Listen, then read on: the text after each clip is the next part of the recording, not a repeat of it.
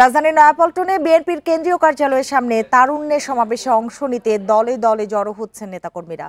সমাবেশে 15 লাখ মানুষের উপস্থিতি আশা করছেন আয়োজকরা। তারুণ্যের রাজনৈতিক অধিকার প্রতিষ্ঠার সমাবেশ শিরোনামে এ কর্মসূচির আয়োজন করেছে জাতীয়তাবাদী ছাত্রদল, যুবদল ও স্বেচ্ছাসেবক দল। সমাবেশে প্রধান অতিথি হিসেবে ভার্চুয়ালি যুক্ত হয়ে বক্তৃতা দেবেন বিএনপির ভারপ্রাপ্ত চেয়ারম্যান তারেক রহমান। তরুণদের সম্পৃক্ততা বাড়াতে মে মাস জুড়ে কর্মসূচি পালন করছে বিএনপির এই 3 অঙ্গ সংগঠন। 4টি বিভাগীয় শহরে সমাবেশ করা হয়েছে। ঢাকায় চলছে এই কর্মসূচির শেষ ধাপ। সমাবেশ ঘিরে নয়াপল্টন, কাকরাইল, শান্তিনগর, মালিবাগ, বিজয়নগর, পল্টন, ফকিরাপুল এবং মতিঝিল এলাকায় যান চলাচলে প্রভাব পড়তে পারে।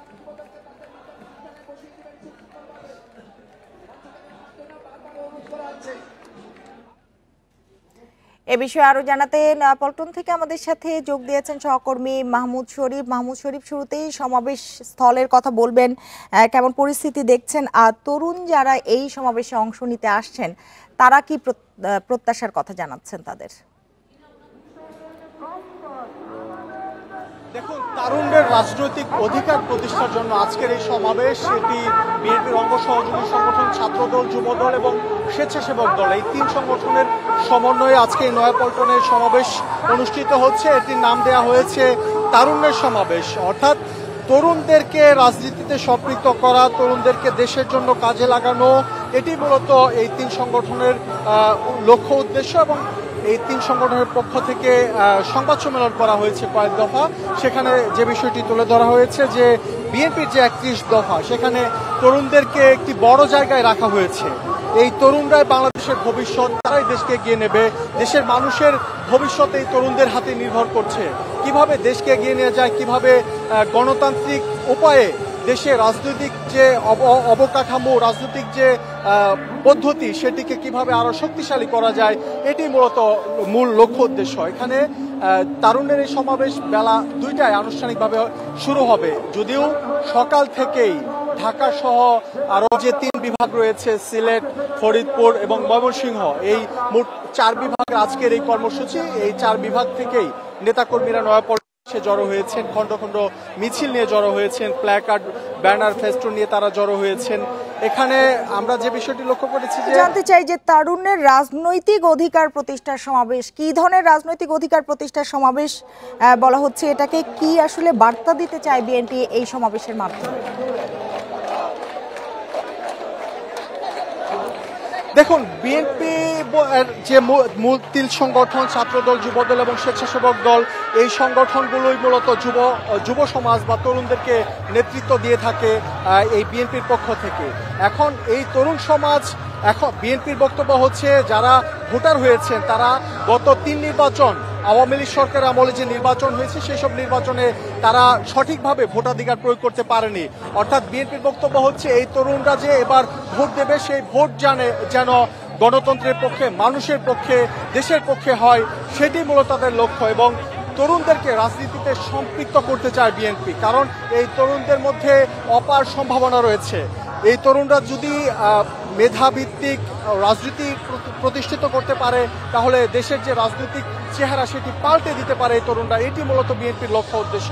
আমরা দেখেছি যে মাসব্যাপী কর্মসূচি গ্রহণ করা হয়েছে ছাত্রদল, যুবদল এবং স্বেচ্ছাসেবক দলের পক্ষ থেকে। বিএনপির উদ্দেশ্য, লক্ষ্য এবং কি বার্তা দিতে চায় সেটি আপনার কাছে শুনলাম। একটু জানতে চাই যে রাজনৈতিক বন্দোবস্ত কেমন প্রত্যাশা করছেন তরুণরা, সেটি আপনার কাছে বলেছেন কিনা?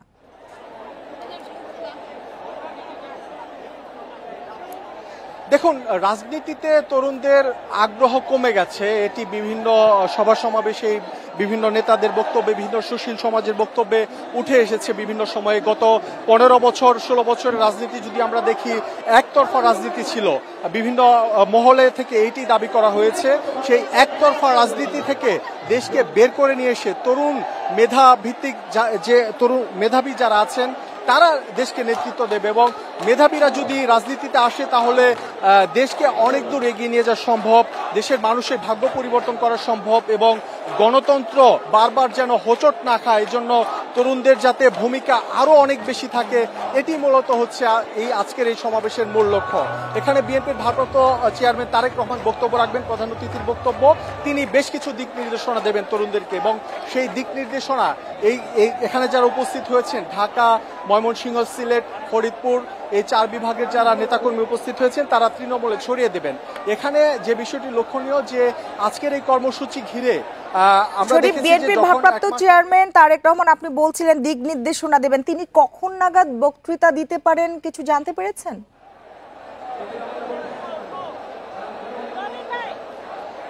বিএনপির ভারপ্রাপ্ত চেয়ারম্যান তারেক রহমান আজকের এই তারুণ্যের সমাবেশের প্রধান অতিথি। তার বক্তব্য আসতে আসতে বেলা 4টা বা 5টা বেজে যাবে। আমরা বরাবরই এরকমটি দেখে থাকি, বেলা 2টায় আনুষ্ঠানিকভাবে সভা সমাবেশের কার্যক্রম শুরু হলে সেটি আসলে 6টা বা 7টা বেজে যায়।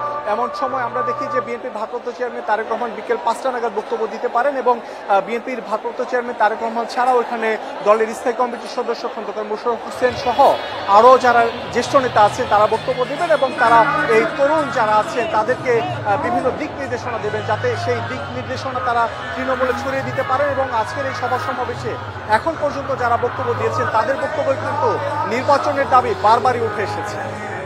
মাহমুদ শরীফ, আপনাকে অনেক ধন্যবাদ আমাদের সাথে যোগ দেওয়ার জন্য। জুডিশিয়াল কিলিং এর বিচার চাইলেন জামায়াত নেতা এটিএম আজহারুল ইসলাম। আর বর্তমান পরিস্থিতি সবাইকে ঐক্যবদ্ধ থাকার আহ্বান জামায়াতের আমির ডক্টর শফিকুর রহমানের। সকালে মুক্তির পর হাসপাতাল থেকে বেরিয়ে শাহবাগে শুকরানা সমাবেশে এসব কথা বলেন তিনি। এদিকে সমাবেশের কারণে প্রায় 1.5 ঘন্টা বন্ধ থাকে যান চলাচল। মানবতা বিরোধী অপরাধের মামলায় দীর্ঘ 1 যুগ কারাগারে ছিলেন জামায়াত নেতা এটিএম আজহারুল ইসলাম। বুধবার বাংলাদেশ মেডিকেল বিশ্ববিদ্যালয় হাসপাতাল থেকে মুক্তি পান তিনি। আজহারুল ইসলামের মুক্তিতে আনন্দে মেতে ওঠেন নেতাকর্মীরা। তাকে বরণ করে শাহবাগে শুকরানা সমাবেশে যোগ দেন জামায়াতের আমির। এ সময় জামায়াত নেতা আজহার বলেন, ন্যায় বিচারের মধ্য দিয়ে সব অভিযোগ মিথ্যা প্রমাণিত হয়েছে। 14 বছর কারাগারে থাকার পর আজকে সকালে মুক্ত হলাম। আমি এখন মুক্ত, আমি এখন স্বাধীন। এটা স্বাধীন দেশে আমি স্বাধীন নাগরিক একজন। বিচারের নামে জুডিশিয়াল কিলিং এর সাথে জড়িতদের বিচার চান জামায়াতের এই নেতা। আমি জোর করে আবার বলতে চাই, যারাই হত্যাকাণ্ডের সাথে যেখানে যে পর্যায়ে জড়িত সবাইকে আইনের আওতায় নিয়েছে তাদেরকে বিচার করা হোক, নাহলে এই খারাপ সংস্কৃতি চালু থাকবে। সমাবেশে জামায়াতের আমির বলেন, সব শ্রেণী পেশার মানুষের সম্মিলিত চেষ্টায় আওয়ামী লীগের পতন হয়েছে। সবাইকে ঐক্যবদ্ধ থাকার আহ্বান জানান তিনি। এদেশের 18 কোটি মুসলিম মানুষের সম্মিলিত চেষ্টায় সরকারের পতন হয়েছে। আমরা এই মূল ক্রেডিট আল্লাহ তাআলাকে দেই, আর জমিনের ক্রেডিট সমস্ত এদেশের জনগণকে আমরা দেওয়ার পক্ষে। আমরা এক থাকব, জাতির প্রয়োজনে এক পথে হাঁটব এবং জাতির প্রয়োজনে সমস্ত ষড়যন্ত্র মোকাবেলা করে সামনে ইনশাআল্লাহ এগিয়ে যাব। মঙ্গলবার মানবতা বিরোধী অপরাধের মামলায় জামায়াত নেতা এটিএম আজহারুল ইসলামকে মামলা থেকে খালাস দেয় সর্বোচ্চ আদালত।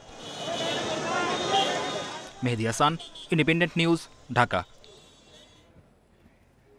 অন্তর্বর্তী সরকারের প্রধান উপদেষ্টা অধ্যাপক ডক্টর মোহাম্মদ ইউনূস 4 দিনের রাষ্ট্রীয় সফরে টোকিও পৌঁছেছেন। হংকংয়ের সংক্ষিপ্ত যাত্রা বিরতিতে অধ্যাপক ইউনূসকে স্বাগত জানান শ্রমমন্ত্রী ক্রিস সান। মঙ্গলবার রাত 2:10 তিনি হযরত শাহজালাল আন্তর্জাতিক বিমানবন্দর থেকে জাপানের উদ্দেশ্যে রওনা হন। উপপ্রেস সচিব আবুল কালাম আজাদ মজুমদার জানান, সফরকালে জাপানের প্রধানমন্ত্রী শিগেরু ইশিবার সঙ্গে দ্বিপাক্ষিক বৈঠক করবেন তিনি। সফরে 2 দেশের মধ্যে বাজেট সহায়তা সহ নানা খাতে 7টি সমঝোতা সইয়ের কথা রয়েছে। গুরুত্ব পাবে বাণিজ্য, বিনিয়োগ, রোহিঙ্গা, নিরাপত্তা সহযোগিতা। নিক্কেই ফোরামের ফিউচার অব এশিয়া সম্মেলনেও যোগ দেবেন অধ্যাপক ইউনূস। আগামী 31শে মে প্রধান উপদেষ্টার দেশে ফেরার কথা রয়েছে।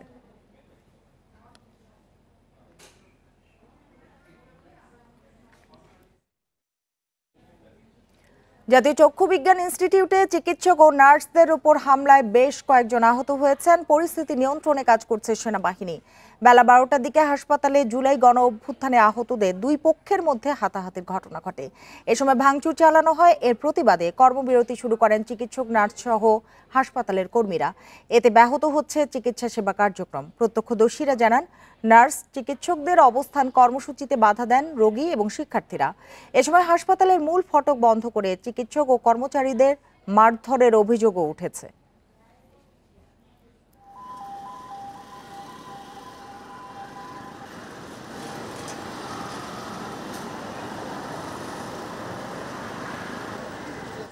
এ নিয়ে আরো জানাতে রাজধানীর আগারগাঁ থেকে আমাদের সাথে যোগ দিয়েছেন সহকর্মী বুদ্ধদেব কুণ্ড। বুদ্ধদেব, বলবেন যে এই মুহূর্তে পরিস্থিতি কি, আর সেনাবাহিনীর অভিযানের পর কোনো সমাধান হয়েছে কিনা?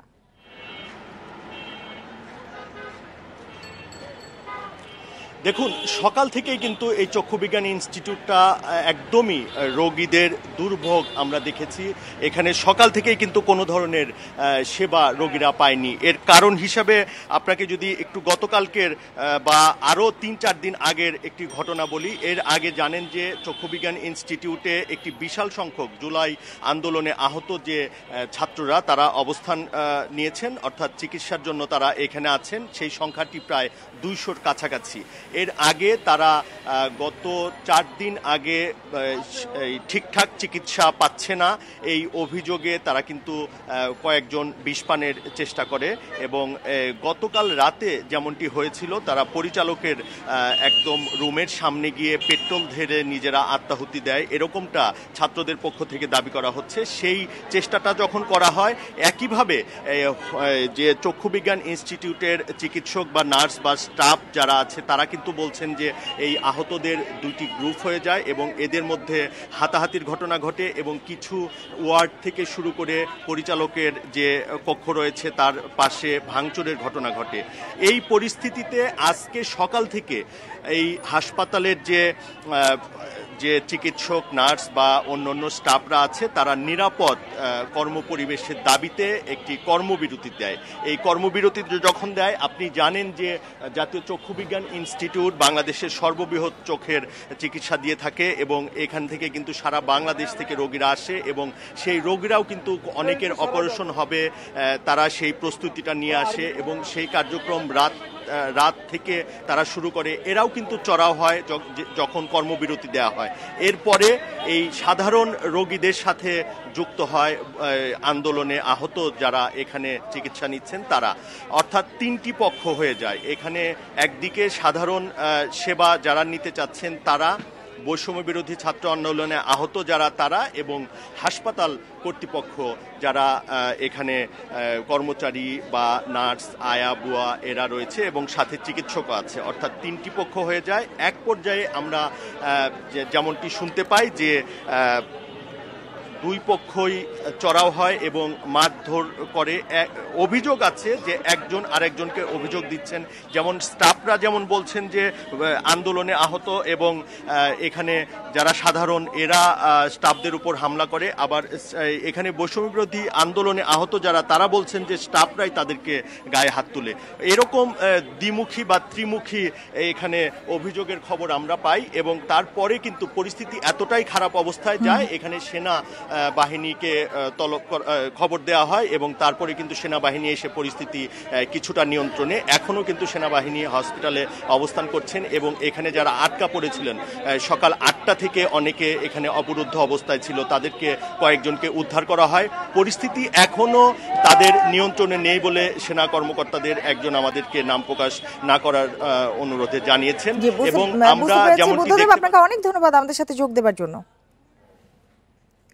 দুর্নীতির মামলায় ডাক্তার জুবাইদা রহমানের 3 বছরের কারাদণ্ডের বিরুদ্ধে করা আপিলের রায় আজ। এই মামলার আরেক আসামি তারেক রহমান আপিল না করলেও জুবাইদা রহমানের সাথে তারও খালাসের আবেদন জানিয়েছেন আইনজীবীরা। কয়েকদিনের শুনানি শেষে বুধবার রায়ের দিন নির্ধারণ করে হাইকোর্টের বিচারপতি খসরুজ্জামানের একক বেঞ্চ। জুবাইদা রহমানের আইনজীবী SM শাহজাহান শুনানিতে বলেন, যথাযথ তথ্য প্রমাণ না থাকলেও তাড়াহুড়ো করে তারেক রহমানকে 9 বছর এবং জুবাইদাকে 3 বছর কারাদণ্ড দেওয়া হয়। সম্প্রতি সরকার নির্বাহী আদেশে তাদের সাজা স্থগিত করলেও আইনি পথে মোকাবিলা করতে দীর্ঘদিন পর দেশে ফিরে আদালতের অনুমতি নিয়ে সাজার বিরুদ্ধে আপিল করেন জুবাইদা রহমান। 2,74 লাখ টাকা জ্ঞাত আয় বহির্ভূত সম্পদের অভিযোগে 2008 সালে মামলাটি করে দুদক।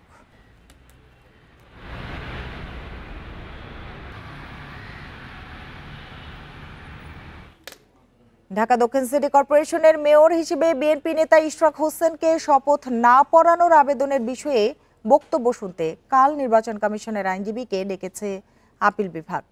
ইশরাককে মেয়র ঘোষণার গেজেট স্থগিত চেয়ে করা লিভ টু আপিলের শুনানিতে দুপুরে এ আদেশ দেন আপিল বিভাগের নিয়মিত বেঞ্চ। প্রধান বিচারপতি ডক্টর সৈয়দ রেফাত আহমেদের নেতৃত্বাধীন আপিল বিভাগের পূর্ণাঙ্গ বেঞ্চে এ বিষয়ে শুনানি করেন রিটকারীর আইনজীবী মোহাম্মদ হোসেন। এর আগে ইশরাককে ঢাকা দক্ষিণের মেয়র ঘোষণা করে নির্বাচনী ট্রাইব্যুনালের রায় এবং ইসির গেজেটের কার্যক্রম স্থগিত চেয়ে করা রিট 22 মে খারিজ করেন হাইকোর্ট। সেদিনই পূর্ণাঙ্গ আদেশ প্রকাশিত হয়।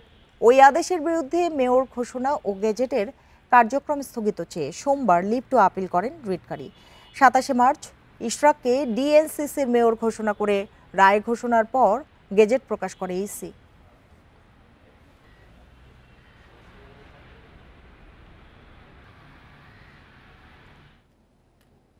দেখছেন বিরতিহীন সংবাদ দুপুর, এরপর আরো যা দেখবেন। চট্টগ্রামে গার্মেন্টস থেকে কুকি চিনের 15,000 ইউনিফর্ম জব্দ, একজন গ্রেপ্তার, 3 দফায় জব্দ প্রায় 50,000 পিস।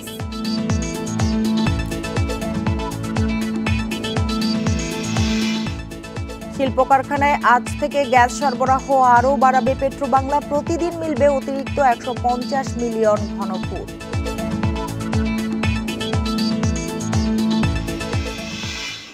লালমনিরহাটের 3 উপজেলার 5 সীমান্ত দিয়ে অন্তত 38 জন নারী, পুরুষ ও শিশুকে পুষিনের চেষ্টা চালিয়েছে বিএসএফ। তবে বিজিবি ও গ্রামবাসীদের বাধায় এখনও সীমান্তের ওপারে ভারতীয় অংশে অবস্থান করছেন তারা।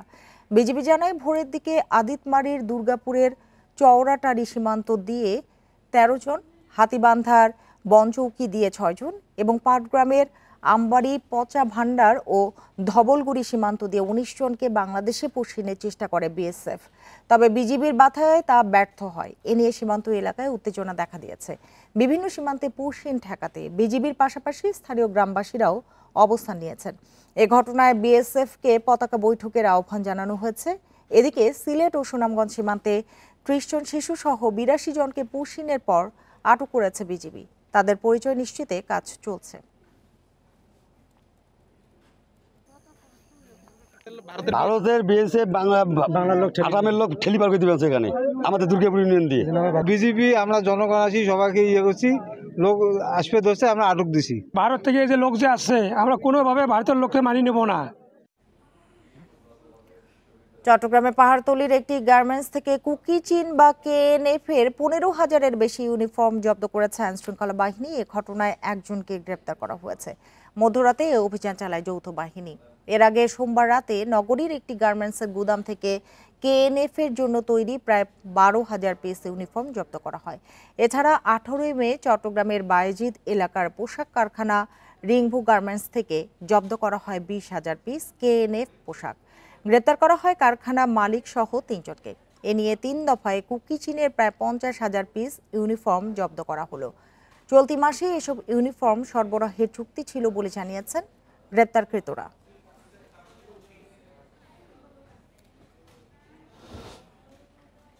আরো জানাতে চট্টগ্রাম থেকে যোগ দিয়েছেন সহকর্মী আলমগীর সবুজ। আলমগীর সবুজ, 3 দফায় 50,000-এর বেশি ইউনিফর্ম জব্দ, এগুলো তো আসলে একদিনে তৈরি হয়নি। তাহলে আইনশৃঙ্খলা বাহিনী আসলে কি বলছে বা কারখানা কর্তৃপক্ষ কি বলছে?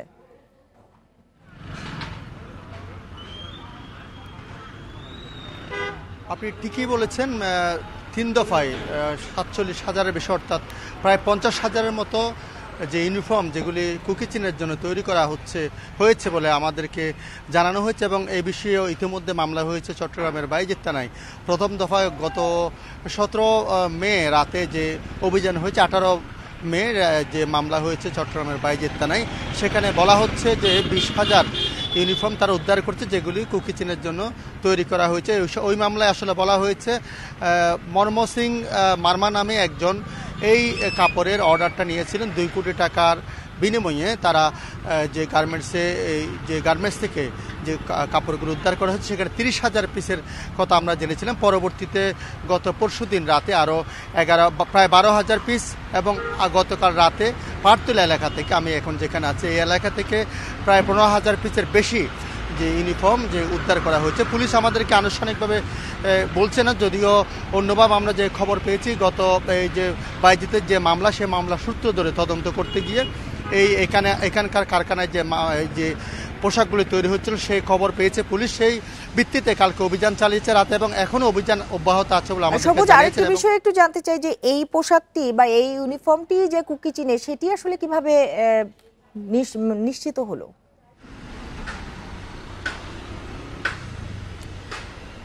হ্যাঁ, এই যে মামলা আপনি যেমনটা বলছিলাম বাইজিৎ থানায় যে মামলা হয়েছে সেখানে মামলা উল্লেখ করা হয়েছে এগুলি কুকি চিনের জন্য তৈরি করা হয়েছে এবং বিভিন্ন কারখানায় আরও কুকি চিনের জন্য এই পণ্যগুলি তৈরি করা হচ্ছে বলে আমাদেরকে মামলার তরফে বলা হয়েছে এবং পুলিশ অনানুষ্ঠানিকভাবে আমাদেরকে বলেছে এই কথা। এবং কুকি চিনের পোশাক আমরা যেমনটা দেখেছি আগে তাদের পোশাকের সাথে মিলে যায়, যদিও আমরা কুকি চিনের যে ফেসবুক পেজ সেখানে তারা অস্বীকার করে তারা বলেছে এগুলি অন্য কোনো বাহিনীর জন্য তৈরি পোশাক, তাদের উপর দোষ চাপানো হচ্ছে বলে তারা তাদের ফেসবুক পেজে তারা সেটা বলতে আমরা দেখেছি। তবে পুলিশের তরফ থেকে আইন শৃঙ্খলা রক্ষাকারী বাহিনী তারা নিশ্চিত হয়েছে এগুলি কুকি চিনের জন্য তৈরি করা হচ্ছে। চট্টগ্রাম থেকে কথা হচ্ছিল সহকর্মী আলমগীর সবুজের সাথে। চলে যাচ্ছি পরে খবরটিতে। শিল্প কারখানাগুলোতে আজ থেকে গ্যাস সরবরাহ আরও বাড়াবে পেট্রোবাংলা। প্রতিদিন অতিরিক্ত 150 মিলিয়ন ঘনফুট গ্যাস সরবরাহ করবে রাষ্ট্রায়ত্ত সংস্থাটি। সোমবার এক বিবৃতিতে এসব তথ্য দেয় পেট্রোবাংলা। টেক্সটাইল ও পোশাক কারখানার মালিকদের গ্যাস সরবরাহ কমানোর অভিযোগের জবাবে এ বিবৃতি দেয় প্রতিষ্ঠানটি। বিবৃতিতে বলা হয়েছে, এবছরের প্রথম 4 মাসে ক্যাপটিভ পাওয়ার প্ল্যান্ট এবং কারখানাগুলোতে গ্যাস সরবরাহ গত বছরের তুলনায় 21% বেড়েছে। এপ্রিলে 1088 মিলিয়ন ঘনফুট গ্যাস সরবরাহ করা হয়, যা গত বছরের চেয়ে 50% বেশি। এছাড়া মার্চে গ্যাস সরবরাহ গত বছরের একই মাসের তুলনায় বেশি ছিল বলে বিবৃতিতে জানানো হয়। শিল্প চাহিদা মেটাতে এবছর 6টি অতিরিক্ত এলএনজি কার্গো আমদানির ব্যবস্থা করা হয়েছে বলে জানিয়েছে পেট্রোবাংলা। আসছে বাজেটে দেশে উৎপাদিত মোবাইল ফোনের ওপর কর বাড়তে পারে। এতে এসব ফোনের দাম বাড়ার আশঙ্কা রয়েছে। উদ্যোক্তারা বলছেন, বাড়তি ভ্যাট নেতিবাচক প্রভাব ফেলবে এ শিল্পে। সরকারের রাজস্ব বাড়াতে নতুন শুল্ক আরোপ নয়, বরং অবৈধ উপায়ে স্মার্টফোন আসা বন্ধ করার আহ্বান তাদের। স্মার্টফোনের চাহিদার বড় অংশ দেশে উৎপাদিত হয়, ফলে এর ব্যবহার গত কয়েক বছরে ব্যাপক হারে বেড়েছে। চাহিদা বাড়লেও আসছে বাজেটে ব্যবহারকারীদের জন্য তেমন সুখবর থাকছে না। মোবাইল শিল্পে কর বৃদ্ধির পরিকল্পনা রয়েছে রাজস্ব বোর্ডের। আমরাও চাই যে আপডেট প্রযুক্তি আসুক, আরও নতুন নতুন মডেল আসুক এবং কি সবাই যাতে ইউজ করতে পারে, ওই বাজেটের মধ্যে আসুক যাতে সবাই ব্যবহার করতে পারে। বর্তমানে দেশে উৎপাদিত মোবাইল ফোনের ওপর উৎপাদন পর্যায়ে বৈশিষ্ট্য ভেদে 5.5 থেকে 7.5% ভ্যাট আরোপ আছে। নতুন বাজেটে এই হার আরও 2.5% করে বাড়ানো হতে পারে। সংশ্লিষ্টরা বলছেন, দেশীয় মোবাইলের ওপর ভ্যাট বাড়ালে অবৈধ ফোনের ছড়াছড়ি হবে। এতে সরকারের রাজস্ব বৃদ্ধির লক্ষ্য পূরণ হবে না। গ্রে মার্কেটটা আরো বড় হবে। গভর্নমেন্টের ভ্যাট বাড়ানো যদি হতে হয়, গভর্নমেন্ট একটা কারণে ভ্যাট বাড়াচ্ছে, সেটা হচ্ছে গভর্নমেন্ট যেন তার রেভিনিউ আর্ন করতে পারে। কিন্তু গভর্নমেন্ট যদি তার রেভিনিউ আর্ন না করে, তাহলে সে ভ্যাট বাড়িয়ে লাভটা কি? দেশে এখন 17টির মতো প্রতিষ্ঠান স্মার্টফোন উৎপাদন ও সংযোজন করছে। কর্মসংস্থান হয়েছে অনেকের। এমন পরিস্থিতিতে দেশীয় উদ্যোক্তাদের স্বার্থ দেখার আহ্বান ক্যাবের। মানুষের জীবনযাত্রার ক্ষেত্রে নেতিবাচক প্রভাব পড়বে, তাকে বাড়তি টাকা দিয়ে কিনতে হবে এবং আমাদের দেশীয় শিল্প উৎপাদনের কথা আমরা যেগুলো বলছি, এগুলোর ক্ষেত্রে একটা বড় ধরনের প্রতিবন্ধকতা তৈরি করবে। বাংলাদেশ পরিসংখ্যান ব্যুরোর হিসাবে বর্তমানে দেশে স্মার্টফোন ব্যবহার করে 70% পরিবার। Shahid Ahmed, independent news, Dhaka. এতক্ষণ সাথে থাকার জন্য ধন্যবাদ সবাইকে।